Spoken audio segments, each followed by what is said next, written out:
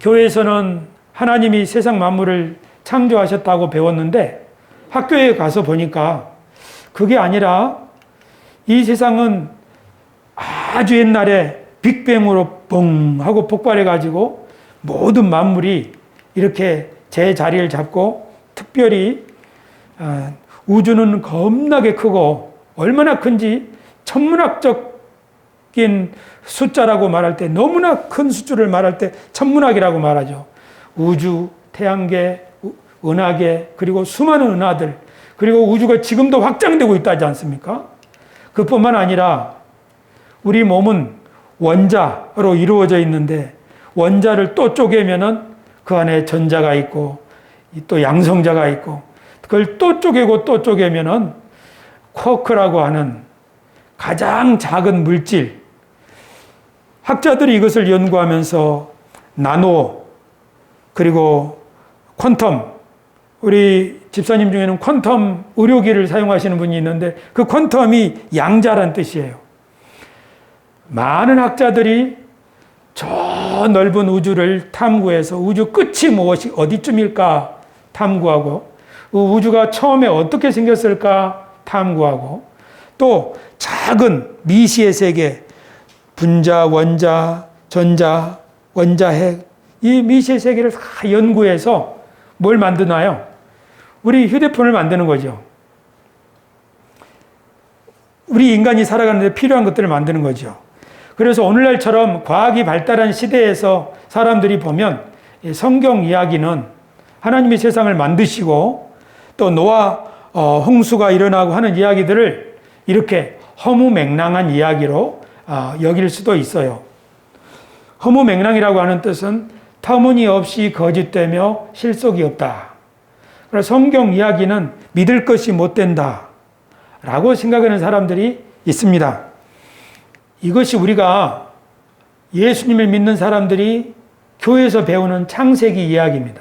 하나님이 6일 동안 세상을 순서대로 만드셨죠.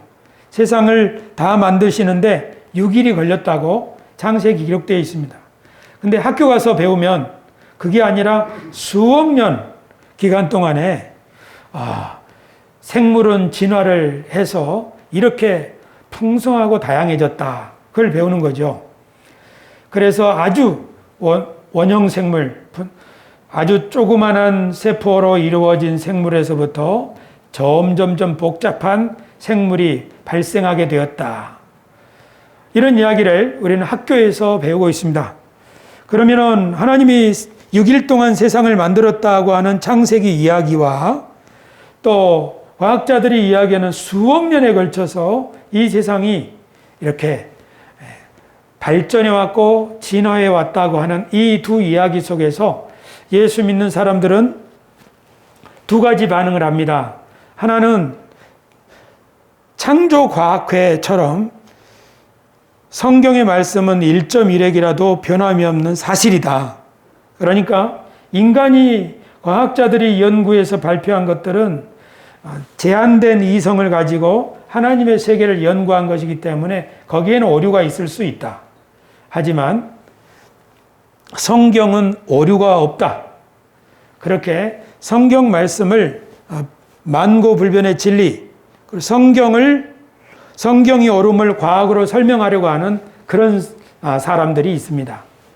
저도 이렇게 많이 했죠. 심지어 학생들 데리고 창조과학 세미나도 하기도 하고 그랬습니다. 왜냐하면 성경 말씀이 사실이 아니라면 우리가 어떻게 성경 말씀을 믿고 따를 수 있겠는가, 그런 생각을 하기 때문이죠. 그래서 많은 사람들이 순수한 신앙을 가지기 위해서 학자들이 발표한 진화론이나 학자들이 이 세상의 기원에 대한 이야기를 얘기할 때 그것을 거부합니다. 받아들이지 않는 것이지요. 이런 그리스도인들이 한 무리가 있고요. 또 한 그룹은 이렇게 생각합니다. 성경이 무엇을 말하려고 하는 거야? 성경이 이 세상이 6,000년 되었다는 그런 얘기를 하려고 하는 거야? 아니면 이 세상의 존재 목적, 우리들이 무엇을 위해 살아야 하는가, 그런 얘기를 하려는 거야? 성경은 과학이 얘기하려고 하는 것과 다른 이야기를 하려는 게 틀림없어. 이 성경 말씀 속에서 우리는 하나님이 이 세상을 만드셨다는 이야기를 들으면서 이 세상의 주인이 하나님이시고 우리들이 이 세상에서 어떻게 무엇을 위해 살아야 될지 우리의 존재 목적에 대해서 성경을 통해서 우리는 배운다고, 우리는 성경을 읽는 사람들도 있습니다. 그래서 성경에 나오는 이야기 중에 학자들의 얘기와 어긋나는 얘기가 있다고 해도 그것을 이상하게 생각하지 않습니다. 왜냐하면 아주 옛날에 사람들이 이 세상을 이렇게 생각했구나 하고 받아들이기 때문이죠. 그러나 성경 말씀이 우리들에게 들려주는 이야기는 이 세상이 하나님의 작품이고 하나님의 집이고 그 세상에 우리들이 하나님의 일꾼으로 세우심을 입었기 때문에 과학은 천문학을 얘기하고 양자의 세계를 얘기할 수 있지만 우리들에게 인간의 존재 목적, 우리들에게 어떻게 살아야 되는가는 이야기 줄 수 없지 않냐. 그래서 어떤 그리스도인들은 과학적인 발견과 이론들도 존중하면서 동시에 성경 말씀을 통해서 우리가 하나님의 백성인 것과 하나님이 우리에게 이 땅을 맡기셨다고 하는 이 두 가지 가르침을 마음속에 거부감 없이 소화를 하는 사람들도 있습니다. 저는 전에 진화론을 배척하는 교육을 받아서 그렇게 살았습니다. 하지만 점점점 하나님의 말씀을 배우면서 과학의 이론들을 존중하면서 하나님의 백성으로 성경을 통해서 우리가 꼭 들어야 될 이야기를 배워야겠다. 아니, 이것이 너무 중요하다.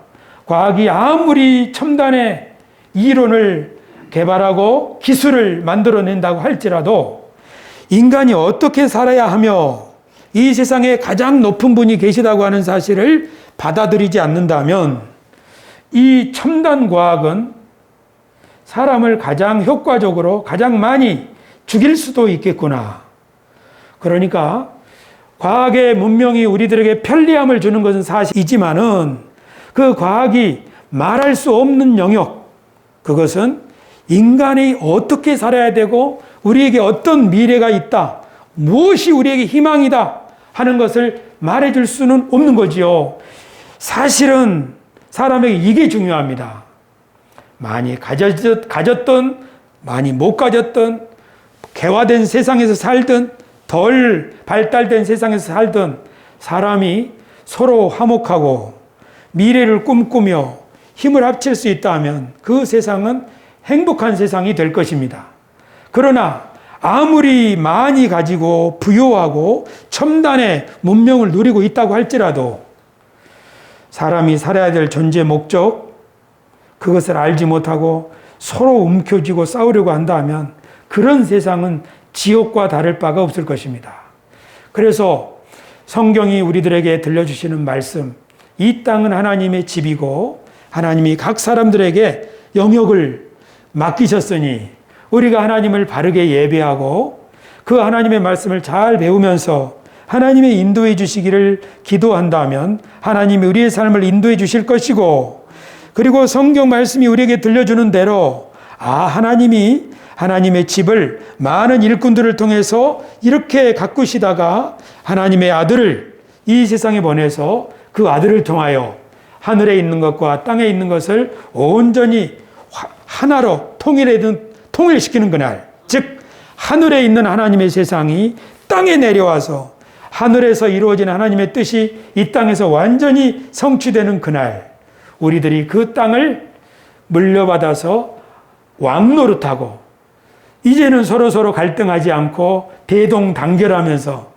하나님의 식구로 살아가는 그런 세상이 반드시 올 것을 소망하면서 우리가 이 땅을 살아갈 수가 있는 거지요. 이 희망, 이 목표, 이 용기, 이런 동기부여, 이런 아름다운 꿈에 대한 이야기가 성경 말씀이 우리들에게 들려주는 것입니다. 성경 말씀을 우리가 진심으로 배워야 되는 이유가 여기 있습니다. 오늘 우리나라는 정말 과학이 발달해서 세계에서 선도하는 국가입니다.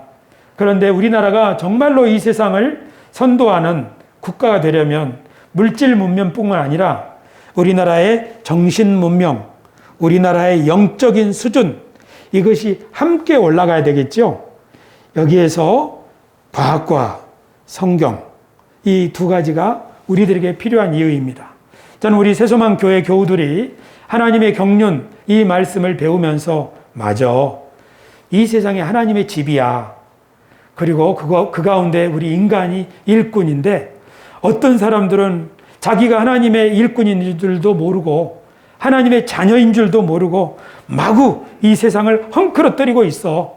하지만 우리들은 아브라함처럼, 모세처럼 하나님이 우리를 부르셨고 예수 그리스도를 통하여 우리를 자녀로 삼으셨으니, 이 땅에 하나님이 하나님의 집을 돌보라고 하신 그 소임을 잘 감당할 거야. 하나님, 내가 이렇게 할 수 있도록 도와주십시오. 또 우리 교우들이 서로 손잡고 그렇게 하나님의 집을 가꿀 수 있게 도와주십시오. 또한 우리 교회와 다른 교회가 손잡고 이 일을 할 수 있게 도와주십시오. 또한 우리가 주민센터와 이 마을 사람들과 손잡고 이 좋은 일들을 할 수 있도록 도와주십시오. 이렇게 살아가도록 하나님께서 우리를 가르치시고 우리를 이곳에 불러 모으셨다는 사실을 저는 믿습니다.